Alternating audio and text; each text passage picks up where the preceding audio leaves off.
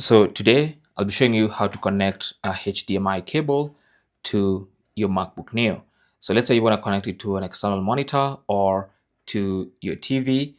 What you need is an adapter, okay? Because this laptop does not have a HDMI port. What you need is an adapter. So a Type-C to HDMI adapter. And personally, I use this one from Anker. I like this one because it's very versatile. It has the Type-C connector that I'm looking for, and then it has a host of ports. So I can connect a HDMI cable, as you can see. I can connect other USB-C devices, including a power delivery cable.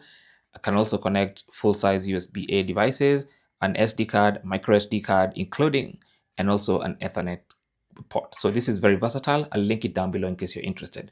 It's from Anker. Anyway, so once you get your adapter, you simply want to connect your HDMI cable to the adapter like this. And once it's connected like that, then you now connect the adapter with the cable to the Type-C port of your MacBook Neo. Simple as that.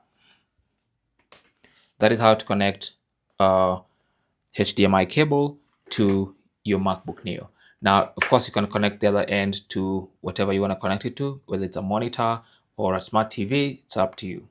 Thanks for watching and good luck.